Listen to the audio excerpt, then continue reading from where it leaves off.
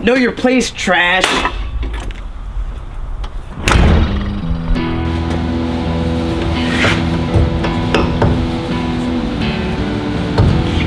There you go.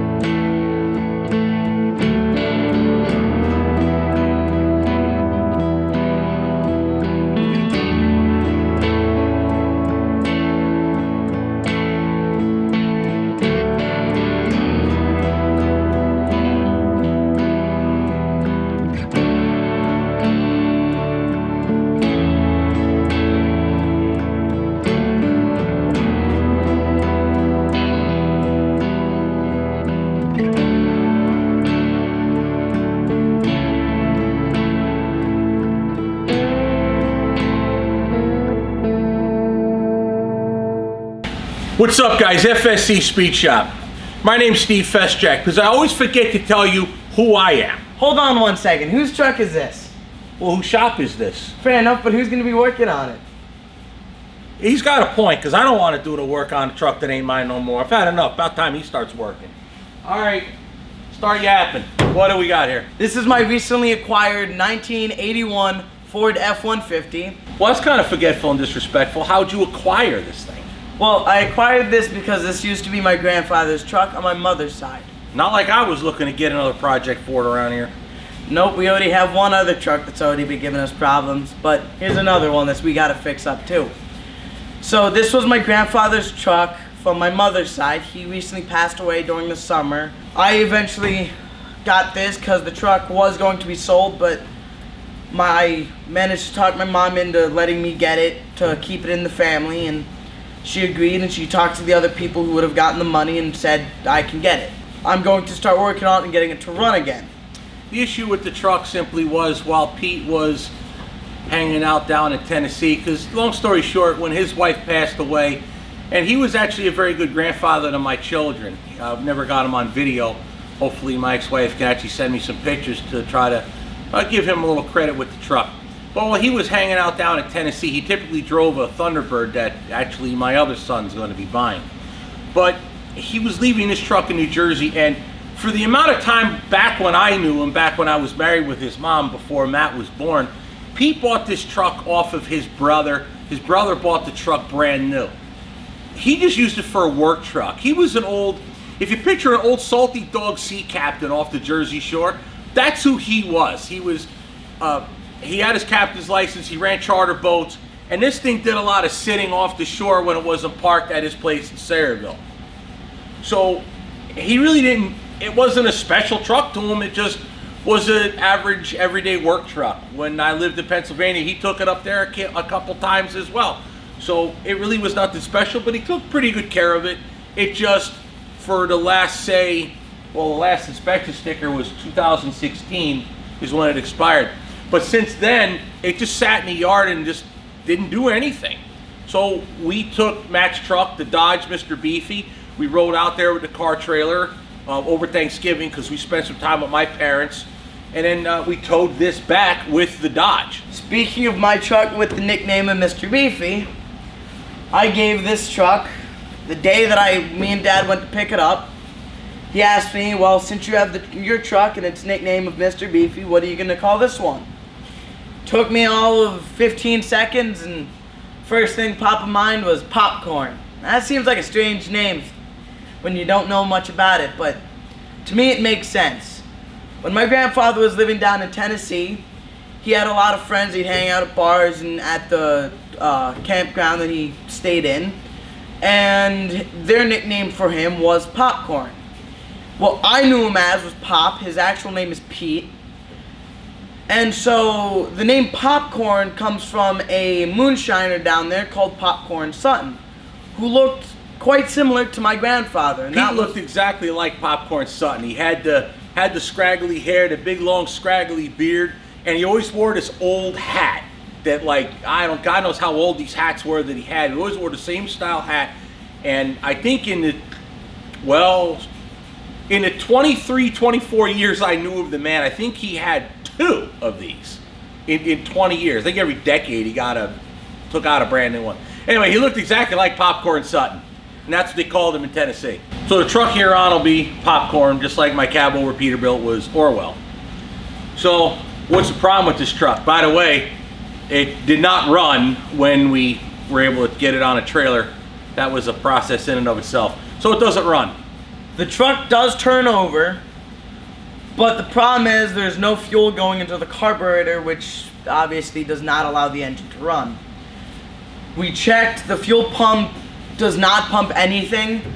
We don't know if it's a problem in any of the lines, but we're assuming it's going to be because of the fuel pump and the ethanol that would have sat in it over time, eating away at the plastic diaphragm.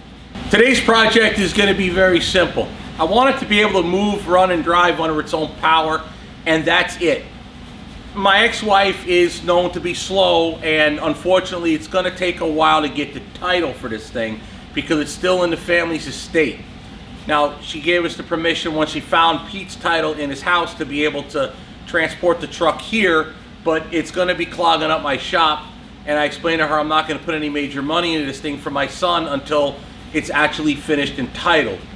So it's going to sit in storage until then, but in the meantime I'm tired of pushing stuff around, and as if you've been paying attention to anything I've done in the past, we've moved a lot of equipment around here to try to make more room in the shop for filming so we can actually do a much better job, since primarily this channel has kind of gone towards trucking, and with not 1 but 2 semi-trucks to work on, we need the room, and I can't have this truck sitting here forever.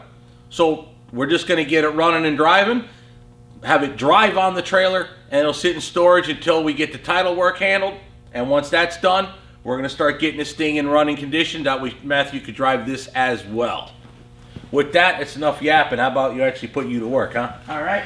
There we go. Open her up.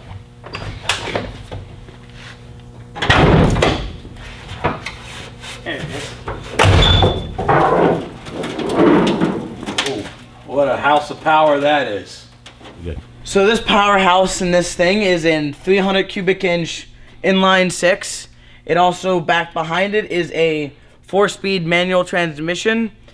And right now we're going to be trying to replace the fuel pump, which is located right here. We have the new one sitting on the table, and all we have to do is get ready to replace this one, take this out. What about the gas in the tank? We're not sure about the gas in the tank. We added some that we had in a gas tank when we were in New Jersey. We don't know how bad it is in the tank or in any of the fuel lines, really. We don't know if it's clogged up or what's causing the issue. The first to come to mind was fuel pump, and it's the easiest to fix and tell if that is the problem. The next step will be replacing any of the fuel hoses and possibly any hard lines. And with that, we're also going to be flushing the fuel tank with new gasoline, trying to fill it and get rid of anything that's stagnant and old in the tank. While we were in New Jersey at my grandfather's house when we were loading it up, we figured to see if it would kick over. We did put a brand new battery in it from AutoZone. Now, we did check it and it does work. It kicks over, starts, everything. It's just when we checked it, there's no fuel going into the engine itself. So how do we get it started? It did spit and sputter when we did pour a little bit of fuel down the carburetor throat. It did try to catch. It actually did run a little bit. Yeah. But provided you were manually feeding it gas. And if you didn't, it would just go put and gone. Right. So the pump ain't pumping, but the ignition is working. So the point is, the ignition works. The fuel pump isn't pumping. Hence the carburetor, we don't know if it'll actually run and put fuel into the engine by itself because it's not getting fuel unless I spray it right in and down the throat. So with that, let's go ahead and get you started on it. So there's your pump right there. So all you gotta do is figure out what you need to get that puppy off. Where I would start, Matt, is get your wrenches for your tubing right there. Go ahead and break that fuel line off that pump right there. And then you could take the hose off. We're gonna replace the hose and then start taking that pump off the block and then work from there.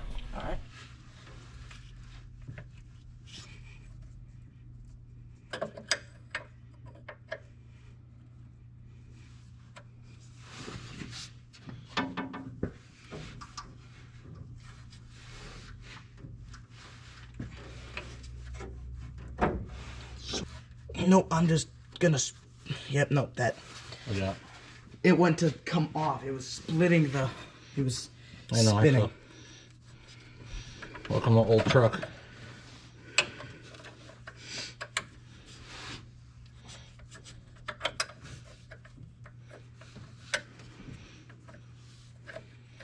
Don't have the swing room.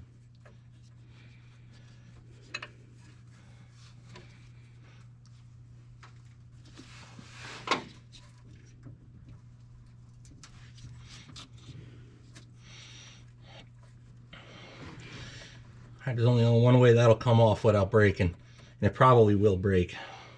So now the trick is, Matt, when you put your vice grips on, you might crush the collar and squeeze on the tube. But if this doesn't come apart, you're going to be replacing the tube anyway. Okay. But the trick is to get it to close on tight and not round the corners off. That way, if it does turn, it doesn't ruin the collar. You can reuse it. Okay. If it doesn't turn, you're already going to be replacing the top line anyway. Got it. Of course, there's no easy way to do this. It broke free, but it did not break free from the... See, the collar is turning in the pump, but the collar is not turning on the tube. Okay. So the tube might give you some hassle. So now that it broke free, get the tubing wrench now. I might be able to wiggle that free. Oftentimes, the tube rusts to the collar, and then you're screwed. Okay. That's why we like trucks off the West Coast, not East Coast rusty things. Could you also take the tube cutter and cut it at the top if... Yeah, but I can make the new tube. Yeah. See, it's twisting the tube. Okay. It's not coming loose. So, go ahead and take your tubing cutter like you suggested and cut that, or we'll just replace it. There we go. Pull that out the way. That looks really dry. Oh yeah. You don't even really need to take that off now anymore.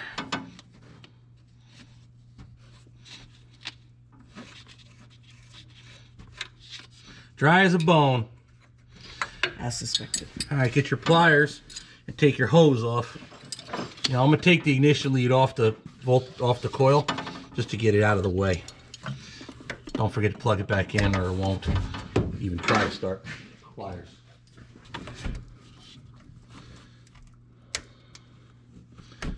I'll let you take it off just for the practice, but in reality, we're gonna take that hose off.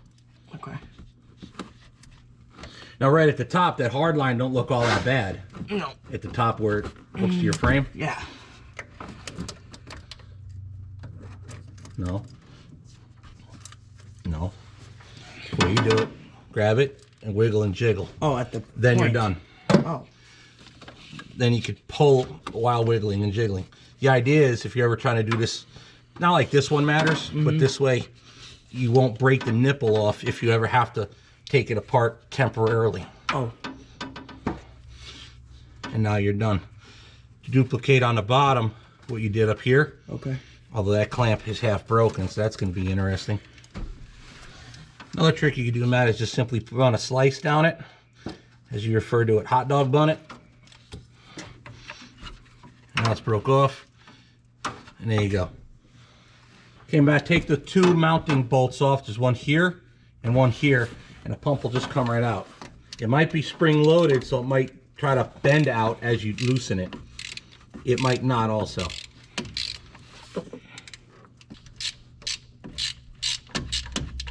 Careful hitting that power steering pump. This is actually plastic. Oh. Yeah. Somewhere in the dent side years, they started changing them over from metal reservoirs to plastic reservoirs. What do they call these trucks? Dimple sides? Square body? Square bodies for Chevys. All right, grab that and wiggle it out. It should just break right loose. There you go. Matt, the way that pump works, you see that handle right there, getting lifted up. That handle right there rides on the top of the camshaft. Okay. If you look in the hole there, I'm not going to let you look deep into it, but that hole lines up with the engine's camshaft. Okay. So what it does is that cam pushes up on that handle just the same as if it does a lifter, and that up and down motion works a rubber diaphragm inside that pump. Okay. And that's how that pump functions. Usually what goes bad in these is the old rubber just goes to crap, because especially now with the modern gas with the ethanol, if that's a really old pump, that rubber won't take the ethanol and will disintegrate because of the ethanol in the fuel. Yeah, you could see on the back of where it rubbed because it has a shiny spot on it. Yup, exactly.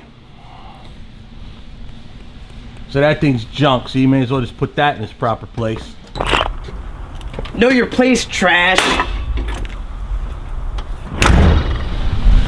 So Matt, now take the whizzer wheel with the disc and then clean up that block in there where that mating surface goes, and we'll put the new pump on before we make our new hose. Okay.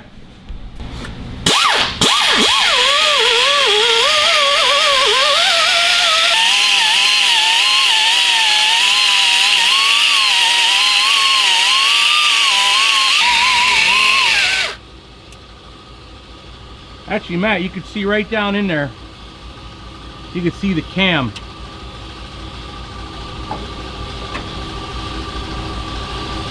Okay, yeah. Reach in and turn the key. It won't start. I would want to see, that way the audience can see it rotate.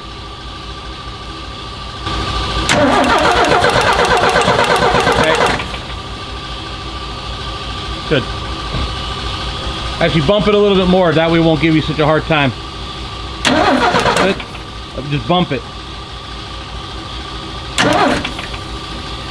One more bump. That's good.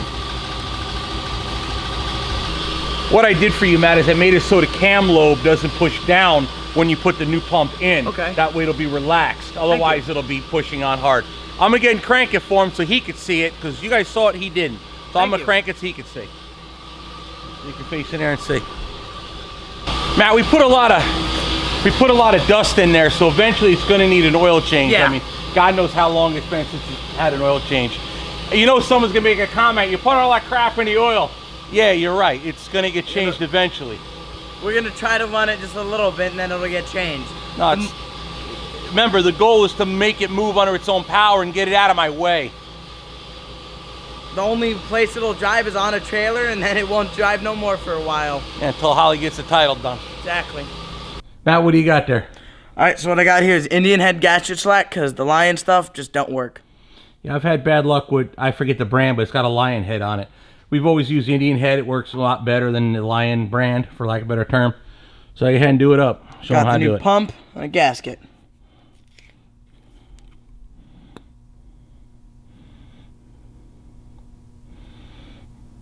All you need is a little. A dab will do her.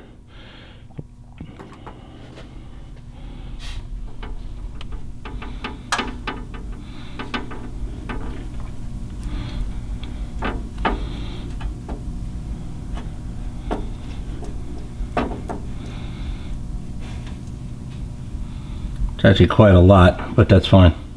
Now, do the same for the block.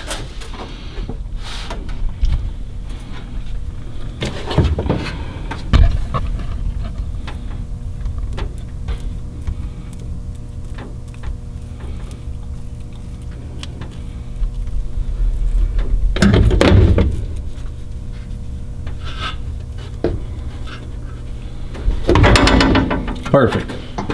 Now insert your gasket on your pump. Just push it on there, it'll help stick it. That way the gasket doesn't fall. And here's a cheat trick. Take your extension and your bolt, put them together, and use one of the bolts to keep that gasket from sliding, should it decide to try.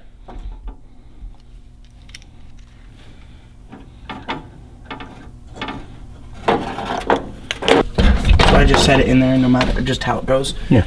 Okay.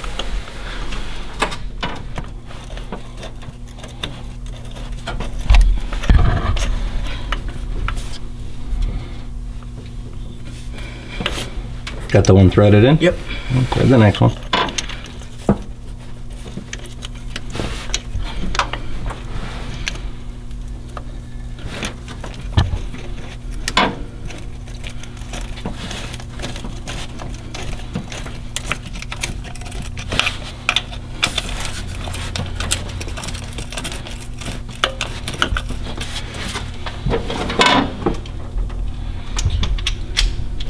Just snug them. Put them down reasonably tight. Copy.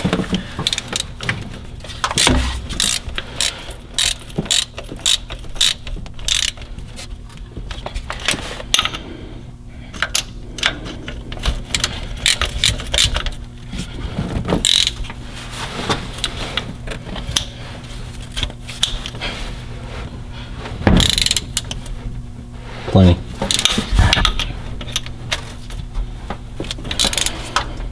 Good.